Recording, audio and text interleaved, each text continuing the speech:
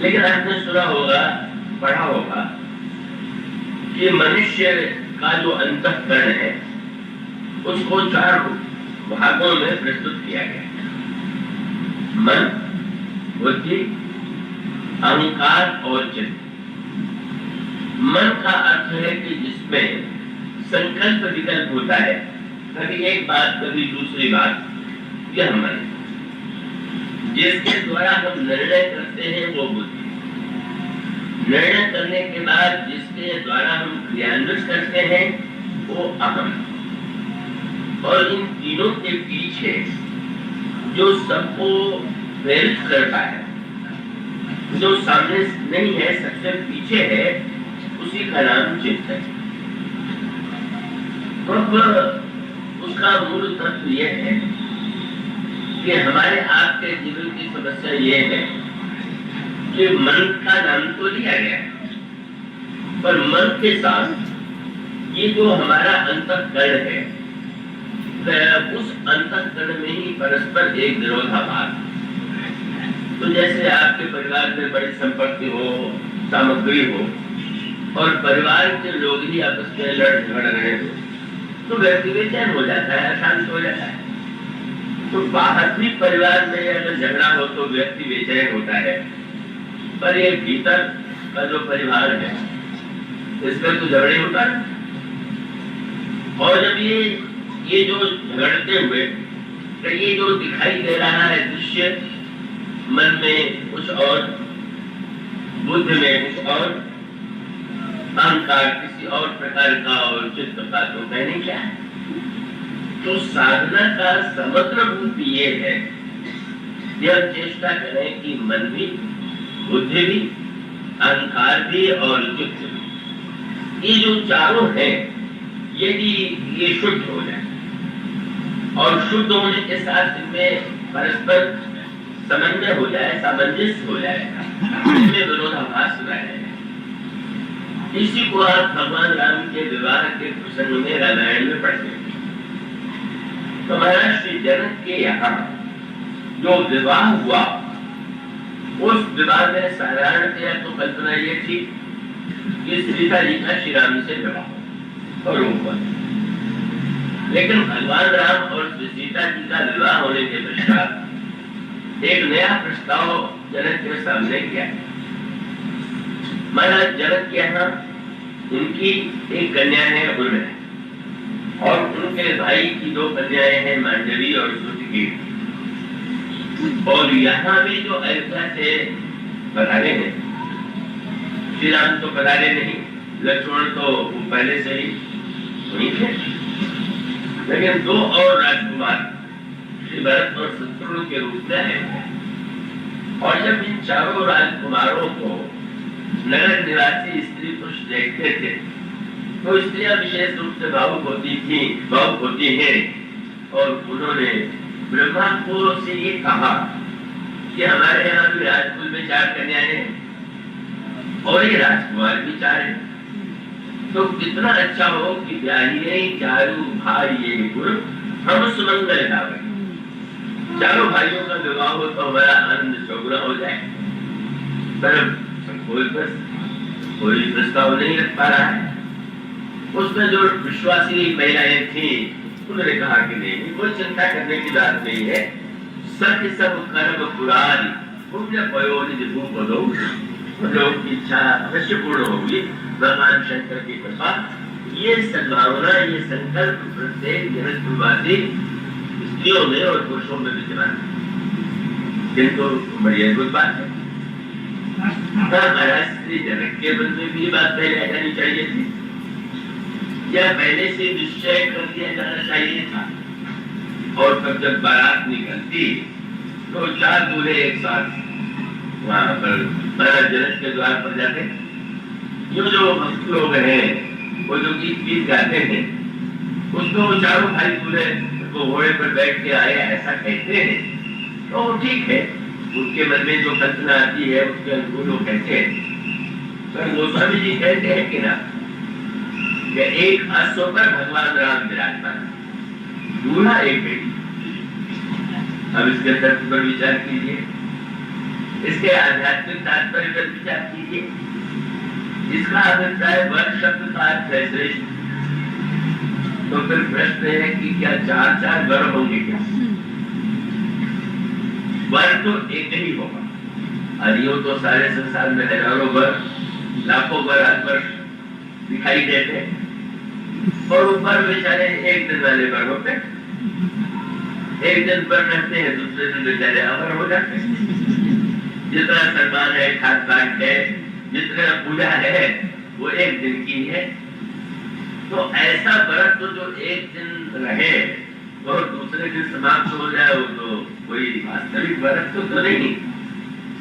इसीलिए भगवान शंकर के विवाह के प्रसंग में जब देवताओं ने ये कहा कि महाराज अब आप दूल्हे के रूप में जा रहे हैं, तो एक दिन के लिए बैल की सवारी छोड़ करके और कोई भाग नहीं, और ये आप लेंगे क्या प्रभाव पड़ेगा, तो वस्त्र आप धारण कर लीजिए, आभूषण धारण कर लीजिए।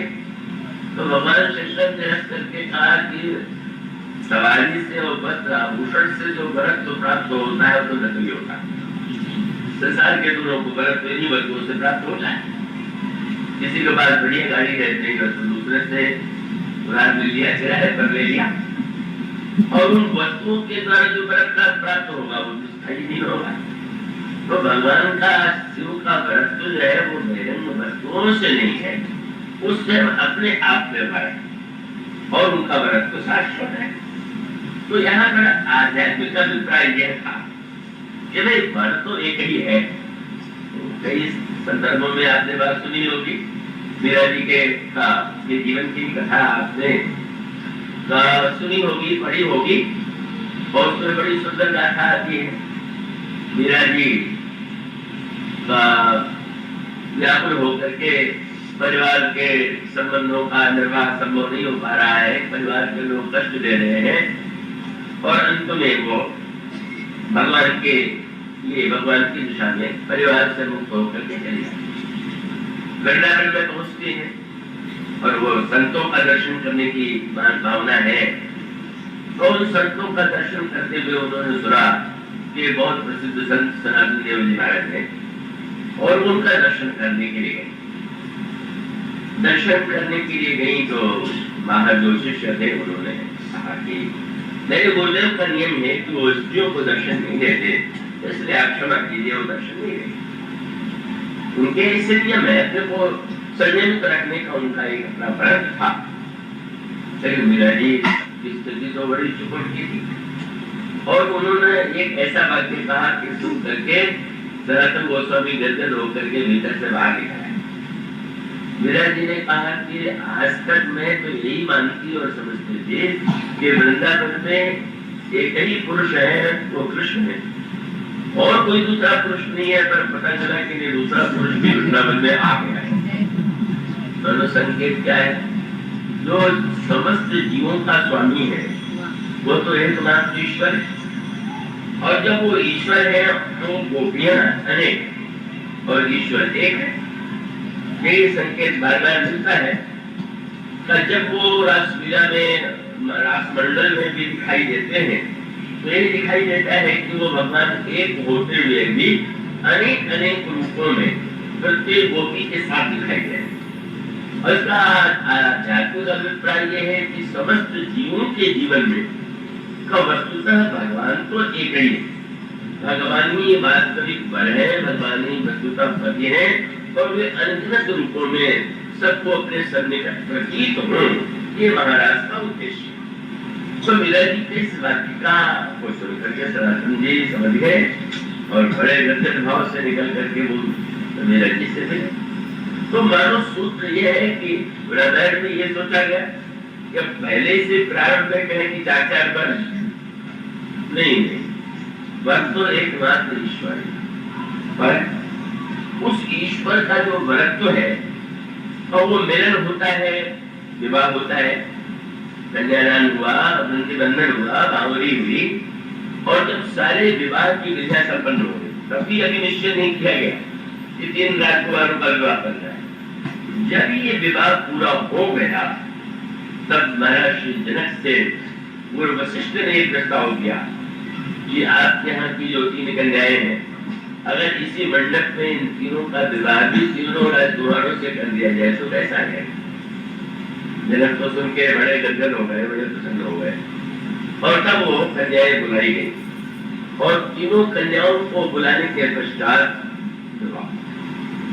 वो स्वामी जी ने इस विवाह की जो व्याख्या की, वो विवाह के प्रसंग में 4 दूल्हे एक मंडप में ब्याहे गए, एक रूप हुआ।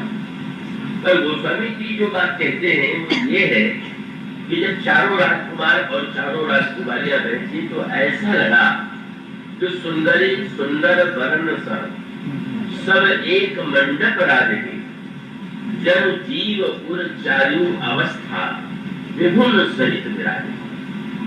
चारों राजकुमारियां और चारों राजकुमार को देख के लगता है कि महाराज जनक का मंडप नहीं है, जीव का हृदय। और जीव के हृदय में जैसे चारों अवस्थाएं अपने स्वामियों के साथ विराजमान। बड़ा स्पष्ट करूं, मानो सूत्र यह है कि मन, बुद्धि और अहंकार, इसी के संदर्भ में इनसे जुड़ी हुई 3 अवस्थाएं। ये जो जागृत अवस्था है इसमें बुद्धि की प्रधानता, मन है पर आप व्यवहार करते हुए बुद्धि से सोच के व्यवहार करते हैं। आप मन में कुछ भी क्यों रहा है पर आपको लगता है नहीं ऐसे बोलना है, ऐसे कहना है, ऐसे चलना है, तो आपका सारा जागृत अवस्था का व्यवहार बुद्धि से नियंत्रित होता है। और जो नहीं नियंत्रित कर पाता कोई पागल का रहने लगता है। मन में जो आगे वही करने लगे तो पागल कहेंगे, तो पागल। तो जागृत अवस्था में हम बुद्धि से निर्णय करते हैं और स्वप्न जो होता है वो मन का राज्य है। वह बुद्धि कुछ नहीं, कोई सपना बुद्धिमत्ता पूर्ण नहीं होता और उसमें कोई क्रम भी नहीं होता। वो सपना शुद्ध मन का खेल होता है। बात ये है ना कि दिन भर तो हम लोग मन को दबाए रखते हैं, मन में कुछ आता है और बुद्धि से कहते नहीं ये ठीक नहीं, लोग क्या कहेंगे, ऐसा मत करो, वैसा मत करो। तो जैसे किसी को बहुत दबाया जाए और उब जाए, जिस तरह से बन जाता है वो, तो सपना कैसे आता है। अब शरीर बुद्धि की बात मान करके दिन भर उसने काम काज किया, व्यवहार चलाया, शरीर थक गया। शरीर थक गया तो कहा कि अब तो सोएंगे, तब तो नींद लेंगे। कथा में जो लोग सोते होंगे उसका अर्थ है कि बुझाए कितने थक के आए होंगे कि सुनने के लिए प्रस्तुत नहीं है इंद्रिया। तो उस समय मन कहता है कि अब तुमको तो थकान आ गई, पर हम तो अभी विचित्र बात, शरीर थक जाता है और मन थकता नहीं। तो अब वो कहता है कि भाई हम तो सोएंगे। तो शरीर कहता है, मन कहता है तुम सो जाओ, पर तुम्हारे बिना भी हम देखेंगे, तुम्हारे बिना भी हम सुनेंगे, तुम्हारे बिना भी हम स्वाद लेंगे। और सुनने की विचित्रता क्या है, उसमें दिखाई भी दे रहा है, आंखें बुझी हुई और दिखाई दे रहा है। तब वहां पर जिह्वा नहीं चल रही है पर स्वाद की अनुभूति भी हो रही है, श्रवण भी हो रहा है। तो मन स्वप्न माने केवल मन का विस्तार, मन का खेल।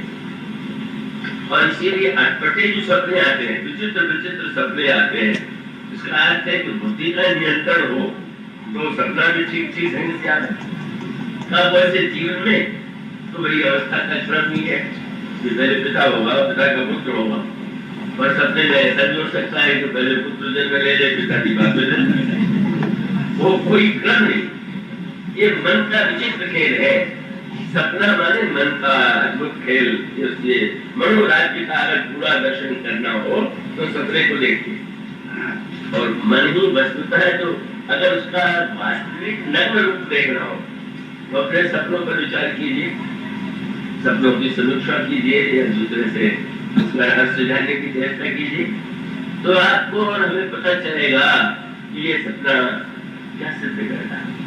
वृंदावन में मैं था, वहां पर जब आश्रम में हमारे एक साथी थे, बहुत छोटी अवस्था की, मेरी अवस्था छोटी थी, वो भी आए थे भजन करने के लिए। अब स्वाभाविक है कि जब महात्मा के पास रहते हैं कई शिष्य तो सबसे अलग अलग काम लिया ही जाता है। और उसमें थोड़ी प्रत्येक व्यक्ति में मानवीय बुद्धि तो होती।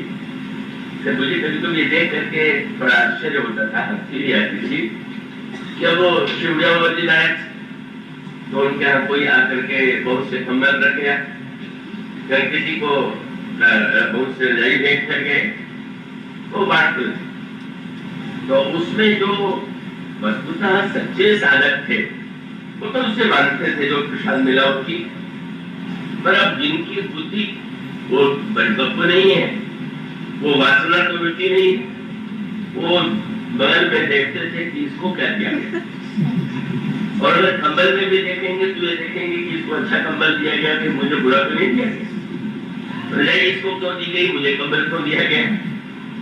अभी जो दृश्य है इसका अभिप्राय यह है कि मन में बड़ा लगता था ये क्या बात है, इनके ऐसी भेद बुद्धि है कि वो उसको तो अच्छा कंबल दे रहे हैं, रजाई देते हैं, मुझे इतना रद्दी दे दिया, लेकिन मैं तो कोई नहीं कहेगा कि आप महाराज ऐसा क्यों कर रहे, अपने मन की बात को तो नहीं प्रकट करेगा। हमारे मुखाशी थे रामचरण जी से बड़ी सेवा ली जाती थी और शारीरिक सेवा अधिक ली जाती थी, और कुछ लोगों से कह दिया जाता था तुम जब करो, किसी से कह दिया जाता तुम ये काम करो, मुझसे कह दिया जाता ये कार्य करो, तो उन्होंने बड़े सीधे स्वभाव किए। लेकिन मुझसे अकेले में कहा कि मेरे सामने एक बड़ी समस्या है, मैं कह नहीं सकता, पर मैं बता दूं तुम्हें क्या कि मैं दिन भर इतनी सेवा करता हूँ, बस सपने में देखता हूँ श्री महाराज ने मुझे आज्ञा दिया कि काम करो, मैंने कह मैं नहीं करूँ, क्या दिन भर मैं सेवा करता हूँ, नहीं कर सकता हूँ। तो मैंने यही कहा कि भाई इसका तात्पर्य इस दिन में भी नहीं करने का मन होता है, लेकिन अब बुद्धि कहती है कि नहीं, बुद्धि से नहीं कैसे किया जाए, तो जब तक बुद्धि है तब तक तुम नहीं करते हो, कहते हो सेवा, और जब सपने में मन वाले गुरु जी हैं तो उनसे नहीं करने में तो कोई डर है ही नहीं। इसलिए इसका अर्थ है कि वो हमारा जो सपना है वो हमारे मन का ही चित्र है। इसलिए हमारे रामचरित मानस में जागृत अवस्था से भी सपने को बड़ा महत्व दिया, तो सपने को महत्व देना, वैसे तो कहीं सपना मैंने पूछा, संसार को भी कहते हैं कि ये सपना की तरह, सपने की तरह संसार है, अपनी जगह वो बात है, पर विचार करके देखें तो जो भी सपना दिखाई देता रामायण में आप देखेंगे, पार्वती जी ने स्वप्न देखा, सीता जी ने स्वप्न देखा, विजेठा ने स्वप्न देखा, श्री सीता जी के द्वारा स्वप्न, इन स्वप्नों में जिन्होंने स्वप्न देखा वो सारे स्वप्न सार्थक और सत्य सिद्ध हुए। उसका अभिप्राय है कि जिसके अंतःकरण में कहीं पर असत्य का प्रवेश नहीं है उसका स्वप्न भी सत्य होता है। तो ऐसी स्थिति में श्रद्धा तो पार्वती है, जहाँ पर श्रद्धा पवित्रतम श्रद्धा है वहाँ पर स्वप्न में संकेत मिलता है। फिर इस समय देवर्षि नारद ने पार्वती जी कहा देख करके ये कहा कि इसको तो ऐसा वर मिलेगा कि जिसमें इतने दोष होंगे।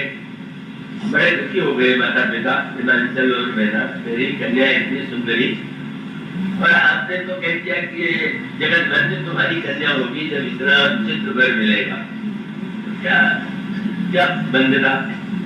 तो उन्होंने कहा कि एक ही उपाय है कि जितने वर के दोष मैंने बताए हैं वो सब शंकर जी में मिलते हैं, तो बढ़िया बात होगी कि शंकर जी से विवाह हो जाए तो ज्योतिष का योग भी कर जाएगा। और शंकर जी की विशेषता ये कि वो दूषण को भूषण बना लेते हैं, इसलिए तुम्हारी कन्या शंकर जी को पाने के लिए तपस्या तो बड़ी व्याकुल हो गए महिला हिमांचल, और उससे अधिक व्याकुल हो गई महिला। तो उस समय पार्वती जी ने एकांत में अपनी माता से कहा कि माँ आज मैंने एक स्वप्न देखा, सुनो माँ तुम्हें दिखा सफल सुनाऊं तो ही सुंदर गौर सुमित्र वर अस उपदेश उमोय। आज मैंने स्वप्न देखा है, एक दिव्य सौंदर्य युक्त तेजो में ब्राह्मण ने स्वप्न में मुझे आदेश दिया है कि तुम जाकर के शंकर को पाने के लिए तपस्या करो। अब वो कह सकती थी अरे सपना तो सपना होता है, क्योंकि सचमुच सपने कई लोग के विचित्र ही होते हैं, वो बात तो बोलती ही नहीं। तो एक चुनाव दो चुनाव सच पहले की बात है, वो भोपाल में एक सज्जन खड़े हुए और सब लोग जो खड़े होते हैं चुनाव में तो बताते हैं कि वो क्यों खड़े हो गए, क्या उद्देश्य है। अब उनसे जब पत्रकारों ने पूछा कि आप क्यों खड़े हुए हैं, तो उन्होंने कहा भगवान कृष्ण ने सत्य देके आदेश दिया है कि तुम चुनाव में खड़े हो।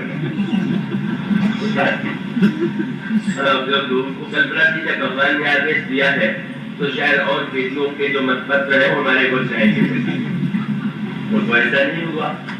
वो तो बेचारे की जमानत जब्त हो गई इतने कम वोट पे। तो क्या उसने जो सपना देखा था भगवान ने आदेश दिया था क्या, तो उसके मन का खेल था। उसके मन में ये इच्छा होगी कि भाई हम विधायक बन जाए, हम लोगों को बड़ा विधायकों का बड़ा महत्व बढ़ जाता है। और उसको ये लगा होगा कि भाई वो हमारे पास तो उतना दंड नहीं है या हम कैसे लड़ेंगे। तो उसके मन ने ही एक भगवान का रूप बना दिया और वो बना करके आदेश दे दिया और वो अपने को धोखा, अपने को भ्रम से डाल दिया कि भगवान का आदेश। इसका अभिप्राय है कि स्वप्न आपके स्वप्न दिखाई दे जाए तो स्वप्न प्रमाण नहीं, पहले आपका मन इतना प्रामाणिक तो हो कि जिस प्रामाणिक मन में कभी कोई गलत बात आती है, इतना शुद्ध जिसका मन होगा तो स्वप्न से वास्तविक होगा। तो पार्वती जी का अंतःकरण इतना शुद्ध है कि उन्होंने देखा और नारद जी के कहने पर भी जो उत्साह नहीं हो रहा था तो विश्वास कर लिया। उसी प्रकार से त्रिष्टा ने भी स्वप्न देखा तो त्रिष्टा के स्वप्न में भी बड़ी बात आती है कि जब श्री सीता जी व्याकुल है तो स्वप्न त्रिष्टा ने ये कह दिया कि आप चिंता मत। राक्षसियों को सुना के कहा मैंने आज एक सपना देखा, एक बंदर सपने में आया हुआ, तो एक बंदर लंका में आया हुआ। हनुमान जी तो चकित हो गए, ने कौन दे दी कि मैं इतना छिप करके आया और इसके स्वप्न में भी मेरे आगमन का पता चल गया। तो त्रिष्टा का अंतःकरण तो परम पवित्र है। त्रिष्टा का अभिप्राय यह है कि इन जटाएं जहाँ पर बाल के जैसे रूप में, तो श्री सीता जी के प्रसंग में कहा गया श्री सीता जी एक जटा, कृष्ण शीस जटा एक, श्री सीता जी के सिर पर एक जटा और इस राक्षसी का नाम है जटा। अब जटा शब्द जो है ये बड़ी अद्भुत राक्षसी, राक्षस जात में जन्म हुआ, पर राक्षस जात में स्वप्न हो जन्म होने पर भी वो स्वामी जी ने कहा सीता नाम राक्षसी एका, शरीर से भले ही राक्षस कुल में जन्म हुआ और उसकी विशेषता क्या है, राम चरण रति। इस शब्द पर ध्यान दें, राम चरण रति। रति शब्द वैसे व्यवहार में अश्लील अर्थों में माना जाता है। पति पत्नी का मिलन है तो उसको रति कह लीजिए, पर उस रति शब्द को भक्ति में बार बार व्यक्त किया है। उसका अभिप्राय है कि रति का सांसारिक अर्थ दो का एक दूसरे से अत्यंत निकट हो जाना। तो ये जो निकटता है वही रति की वृद्धि जब भगवान के चरणों में समा करके बिल्कुल एक हो जाए तो मानो भगवान के चरणों में रति। कितने एकाकार हो गए भगवान के चरणों से, इतना मन एकाकार हो गया कि अब भगवान का चरण और मन जो है वो अलग नहीं रह गया। तो ये जो त्रिता है कैसे तो है तो त्रिता, तो त्रिता का अर्थ ये है ये जो ध्यान और साधना की पद्धति है उस पद्धति में तीन होती है वस्तुएं, ध्येय, ध्याता और ध्यान। यही तीन जटाएं। ध्येय माने जिसका ध्यान करना है, ध्यान ध्याता माने जो ध्यान करने वाला है और जो क्रिया की जाती है उसी का नाम है ध्यान।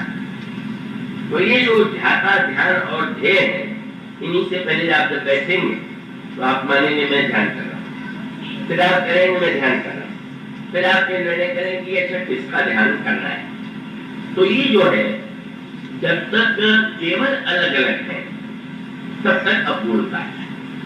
एक जटा का अभिप्राय की सीता जी जो साक्षात पराभक्ति है, मैं ऐसा करता हूँ आप एकाग्रता से समझ रहे हो कि वो जब ध्याता ध्यान ध्येय ये तीनों मिलके एक हो जाए। जब तक ये लगता रहे कि मैं ध्यान कर रहा हूँ, इनका ध्यान कर रहा हूँ, ये ध्यान है तब तक है लेकिन वो परिपूर्ण नहीं। पर जब ऐसी स्थिति आ जाए कि ये तीनों सिमट करके एक हो जाए, ऐसी पराकाष्ठा होती है, तो वो जो स्थिति होती है वही है सर्वोच्च स्थिति, और वो श्री सीता जी के रूप में विराजमान है। श्री सीता जी एक जटा है, किंतु यहाँ पर एक जटा होना सरल तो नहीं है।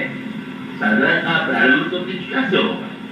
अब यहाँ पर श्री सीता जी जो है लीला में अत्यंत अपने आप में दुखी दिखाई दे रहे हैं, दुखी दिखाई दे रही है। उसको देखो रख दें, मानो साधना का सत्य प्रकट करने के लिए ये लीला रची गई। तो अब वो लीला जो है वो राम चरण रति, भगवान के चरणों में उसकी इतनी रति है कि वो ध्यान करते करते पूरी तरह से तदाकार हो गए और निपुण विवेक में स्थित है।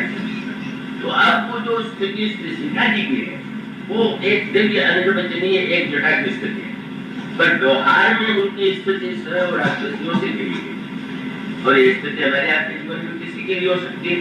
आप पूजा के घर में बैठे हुए हैं, हो सकता है कि आप कुछ समय के लिए संसार को भूल जाए, पर आप जब भी व्यवहार में आते हैं तो राक्षसियों से बाहर और भीतर गिर जाते हैं। तो उस परिस्थिति में ये जो स्वप्न है, मानो ऐसा अंतःकरण जिसका विवेक और भक्ति से ओतप्रोत है, वो सीता जी को सीता जी विराजमान है और उनके सामने सपना सुनाती है कि आज मैंने सपना देखा कि बंदर आया हुआ है। और बंदर आया हुआ है तो हनुमान जी चकित हो गए। मैं तो सोचता था लंका में संत कहाँ होंगे, लेकिन यहाँ तो ऐसे ऐसे संत हैं कि देख के आश्चर्य होता है, चकित हो गए। और हनुमान जी के आश्चर्य की सीमा तब नहीं रही। ये चेष्टा ने कहा कि मैंने सपना देखा है कि एक बंदर आया हुआ है और लंका को जला रखा। अब हनुमान जी बड़े संकट में, प्रभु ने मुझे लंका जलाने के लिए कहा नहीं। चेष्टा कह रही है कि बंदर लंका जला लेगा तो हम प्रभु के आदेश को माने कि स्वप्न को माने। हनुमान जी के सामने प्रश्न है कि सपने में वो कह रही है। प्रभु ने तो इतने हनुमान जी से कहा है कि हनुमान तुम जाओ और जा करके कई बहु प्रकार सीते समझा लो, कई बल विरह वेग तुम आयो। ऐसी स्थिति में इस अंत और में भी अंत में ऐसी अनोखी बात, भगवान की प्रत्यक्ष आज्ञा जो है वो अधूरी थी और दृष्टा का स्वप्न ही पूरा। दृष्टा का स्वप्न इसका अभिप्राय ये है कि मानो भगवान हनुमान जी ने लौट के यही कहा कि प्रभु मुझे तो आपने लंका में भेज के बड़ी कृपा किया, क्या पूरे मेरे मन के बहुत से भ्रम दूर हो गए। प्रभु ने हंस के कहा तुमने भ्रम वहां के लोगों का दूर किया। बोले नहीं प्रभु, जब मैंने सीता जी को ढूंढा और नहीं मिली और विभीषण का घर दिखाई पड़ा तो मैं सोचने लगा कि यहाँ कहाँ सज्जन करवा, लंका में संत कहाँ हो सकता है। पर आपने दिखा दिया हनुमान, ये ना समझना कि तुम ही संत हो, मैं तो अपने विनम्र है। आपने तो दिखा दिया कि और ऐसे विलक्षण संत कि जिनको आपने वह बता दिया जो मुझे भी नहीं बताया। मुझे लंका जलाना है, आपने मुझे नहीं बताया, और सीता को सपने में बता दिया कि वो मैंने उन्हें नहीं बताया, तुम्हें बता रहा हूँ तुम उनसे कह रहे। और हनुमान जी ने उसे इतना प्रामाणिक मान लिया और उस पर मुहर लग गई।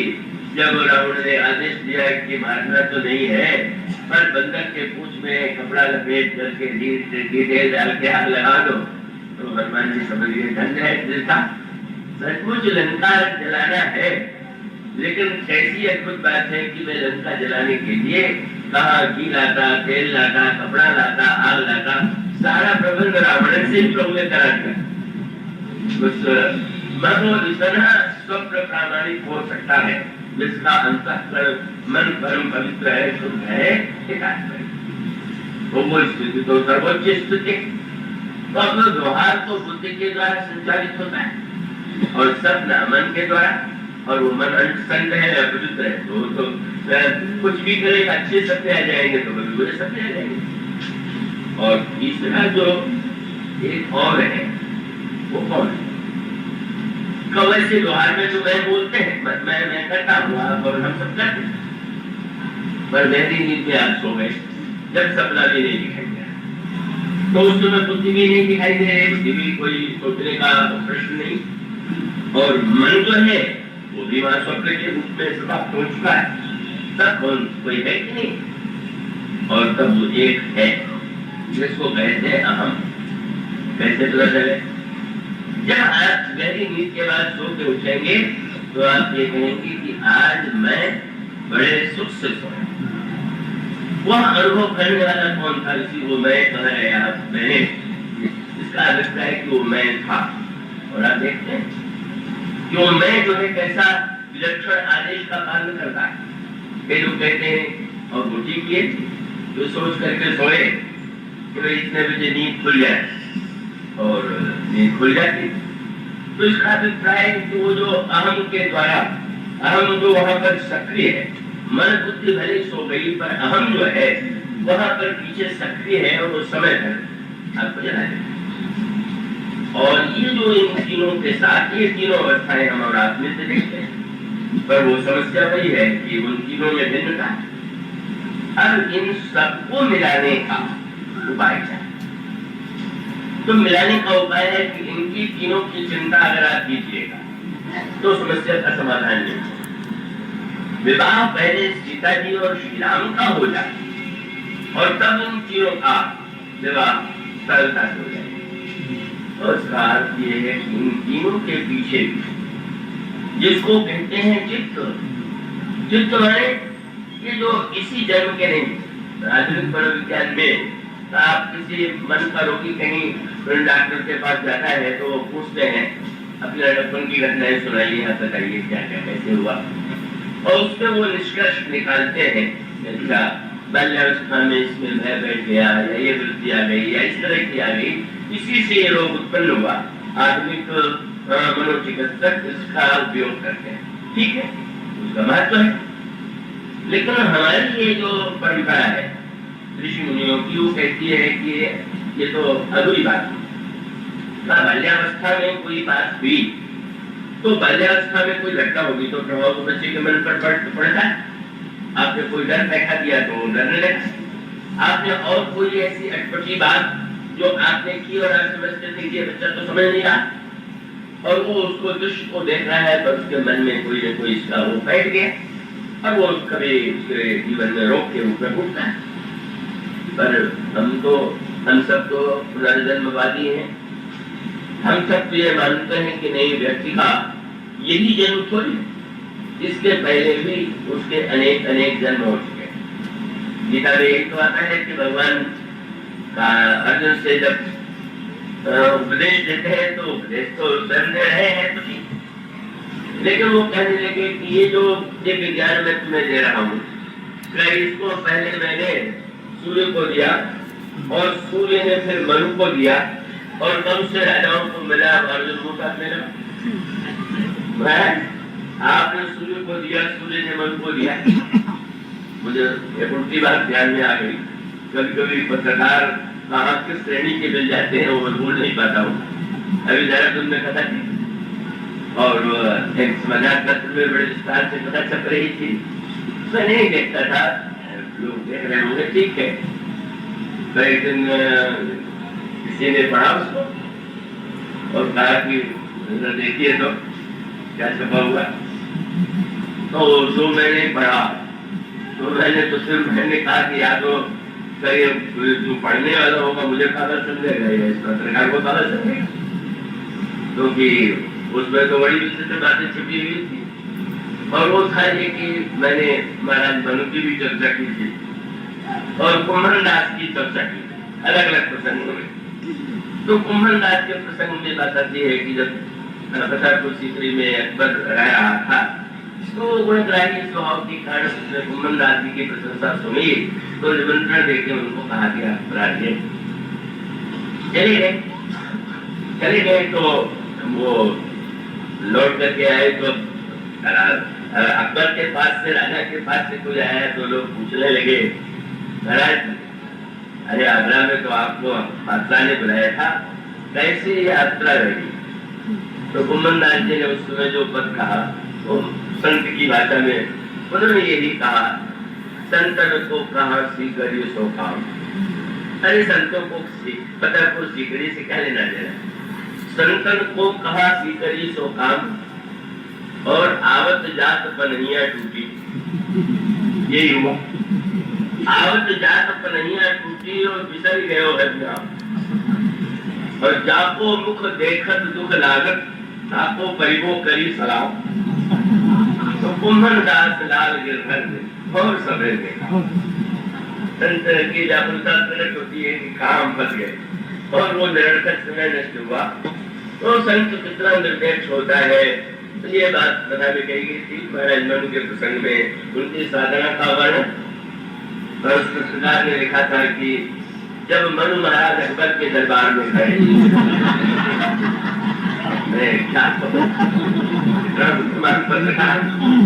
उसको मनु और अकबर का काल कहा। मनु हमारे मानव जाति के आज पुरुष और कहा अकबर अब कह रहा है कि मनु दास से फोड़ रखे। मनु पहुंच गए और फिर मनु और अकबर का संवाद हुआ। अब वो एक बात की कैसी कैसी बातें कभी घटित होती, पर यार उसको दूसरे अर्थों में कहे तो सिद्ध बात तो भगवान ने कह दिया। उन्होंने कहा कि मैंने सूर्य को सुनाया, सूर्य ने मन को सुनाया, मनु से राजा मिला। तो अर्जुन ने एक कहा कि महाराज आपका जन्म अब हुआ और कहा सूर्य और कहा मनु और आप कह रहे हैं मैंने सुनाया। तो भगवान तो उस पत्र का तरह नहीं थे। तो भगवान ने तुरंत कहा कि इसका बस मानो कि मैंने जन्म में सुनाया। बहुनी में व्यतीतानि जन्मानि तो साधुरा। इसके पहले भी हमारे और तुम्हारे अनेक जन्म हो चुके हैं। बस अंतर इतना है कि मुझे अपने पूर्व जन्मों की स्मृति है और तुम्हें उनकी याद नहीं। ईश्वर है जो कई मुनि होते हैं उनको पूर्व जन्मों की याद है, साधारण व्यक्तियों को नहीं रहती। ये भी नहीं रहती तो बड़ी कृपा। एक जन्म की याद में ही इतना झंझट है, इतने झगड़े हैं। अगर कहीं पूर्व जन्म की याद आने लगे तो उसके लिए जीना कठिन हो जाएगा। तो ऐसी स्थिति में भगवान ने इस संकेत की ओर के नहीं तुम्हारे और हमारे अनेक जन्म हो चुके।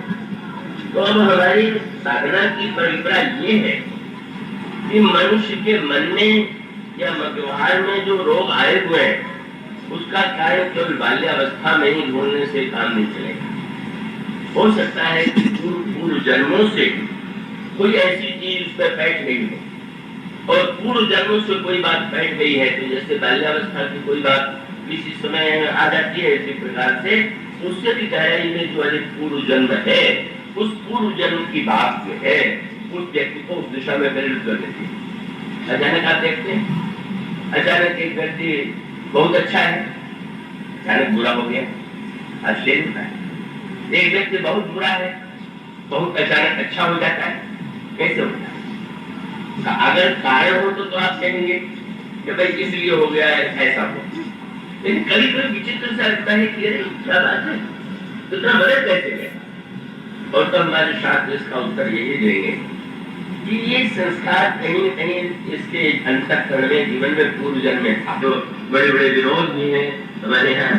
भगवान कृष्ण को मिट्टी में खेलना बड़ा प्रिय, कीचड़ में लिपट जाते हैं। यशोदा भैया ने देखा लिपटे हुए कृष्ण को तो बिगड़ गई, कहने लगी कि मैं तुझे नहलाती हूँ, इतने सुंदर वस्त्र पहनाती हूँ और इसके बाद भी तू कीचड़ में लिपट जाता है। तो ये तो इस जन्म का हो नहीं है।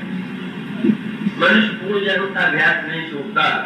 तो तेरा कीचड़ में जन्म देखने के कीचड़ से प्रेम देख करके मैं समझ गई कि तो पूर्व जन्म क्या मुस्कुराए। तो मैंने कहा कि तुम जरूर शुगर था। शुगर को कीचड़ बहुत पसंद है, हम शुक्र हो जन्मनी पुत्र आए। भगवान बस नहीं बोले पर बड़े ही मन हंसे, बोले नाराजी में भी तूने ठीक ही कहा, मैं शुक्र भी रह चुका। मीन कवट शुक्र नर हरि बाबल परशुराम बकुल। ये जो पूर्व जन्मों से लेकर के संस्कार जहाँ है उसी का नाम चित्त है।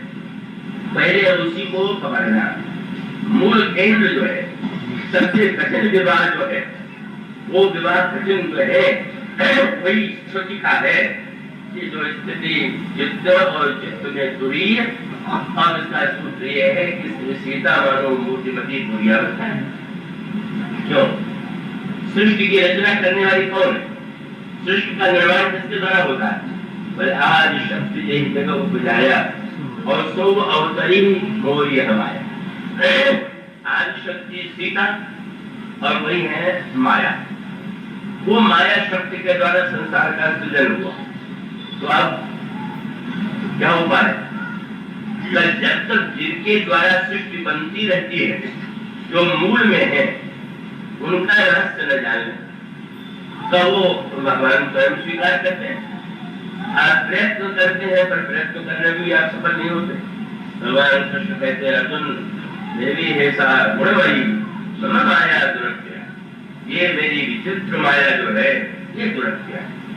और उसका अभिप्राय साधारण जादूगर जब जादू दिखलाता है तो व्यक्ति भेद नहीं समझता, बिल्कुल बुद्धि स्तब्ध हो जाती है। और जब भगवान जो है उनकी माया का जादू, ये संसार कितना विलक्षण, कितना अद्भुत है, मुझे बताता है। एक विदेशी यात्री आया वृंदावन में, श्री महाराज, तो उसने कहा भरत को चमत्कार दिखाए। वे लोग को चमत्कार देखने का बड़ा शौक रहता है और विदेशी इस बात को सुन के और आते थे कि यहाँ के साधु बड़े चमत्कारी होते हैं। अब वो साधारण चमत्कार है कि भाई आकाश से बदाम बरसने लगे तो चमत्कार हो गया, आकाश से फूल बरसने लगा तो चमत्कार हो गया। ठीक है, जिनको ये चमत्कार लगता है उसका आनंद ले। पर बाबा ने कोई चमत्कार नहीं दिखाया। उन्होंने कहा अरे इतना बड़ा चमत्कार तुम देख रहे हो, ये शरीर, ये इंद्रियां का कैसी विचित्र रचना हुई है, तब उस रचना पर तो तुम दृष्टि डालो, क्या कोई इससे बड़ा चमत्कार हो सकता है क्या? उन्होंने कहा तुमने ध्यान नहीं दिया कि इस मस्तिष्क की रचना कैसी हुई है, ये इंद्रियां कैसे कार्य करती है, तो चमत्कार तुम बाहर ढूंढ रहे। तो सचमुच ये जो चमत्कार है कितना अद्भुत है। तो कबीरदास जी से किसी ने कहा अरे वो तो नौजवान मर गया, तो कहीं बड़े तुम आश्चर्य में क्यों मर गया? तो उनका महाराज एक युवक मर गया और आपको आश्चर्य नहीं लग रहा? तो उन्होंने बड़ा सुंदर बात कहा। क्या? बोले अगर किसी तोते को पिंजरे में रखना हो तो उसमें एक दरवाजे रखते, उसको भी बंद रखते हैं क्योंकि खुलेगा तो तोता निकल जाएगा।